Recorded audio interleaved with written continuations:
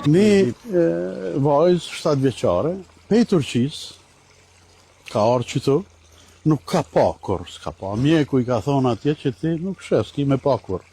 Ardhur qytu ka nejt, pej këtu e të shku me sy në Turqi.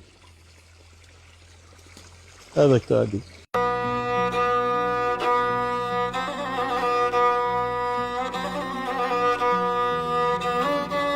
Kemë rastin tjetër një vajze prej Turqie që kanë cek shumë herë, në për shumë intervista që ka ardhur thujse e verbër.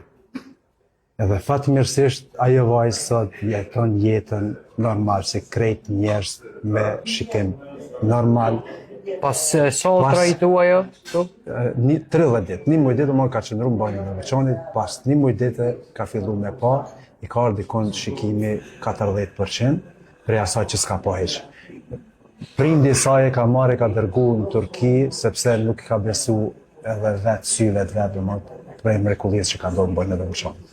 Sot vjen na viziton për çdo vit, duke falenderu, faktikisht duke falenderu fillimisht Zotin, pastaj këtë pjesën e ujit që ka gjetë shërimin vajza. Shef 100% vajza, vjen vizit me prindin e saj, ka dhonë edhe intervista viteve të kalume na për televizionet ndryshme, por në gjuhën turke. Fillimisht kur ka shku në Turki, nuk i kam besu mjekët. I njëti është bukur i pasur, ka marrë ekipën e mjekëve, syrit, oftalmolog, kanë ardhur në vend ngjarjes, kanë marrë mostrat e ujit. Unë e majmë si sot ekipën e mjekëve për Turqia që kanë ardhur bashkë me zotëria në fjalë.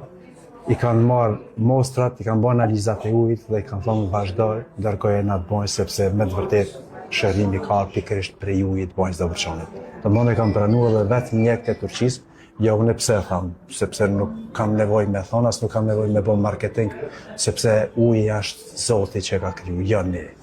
Fatmirësisht njerëz po gjejnë shërim, njerëz nuk dalin publikisht, por ata që kanë nevojë e kanë mundësi me marrë ujin, me shfrytëzu pa parë, nuk kanë nevojë domosdoshmë me i besu në gjatit, s'kanë nevojë me besu ambientit, por le të vinë, le ta marrin ujin, le ta shfrytëzojnë në mënyrën e duhur, edhe jam i bindur 100% ata që kanë nevojë kanë me gjetë.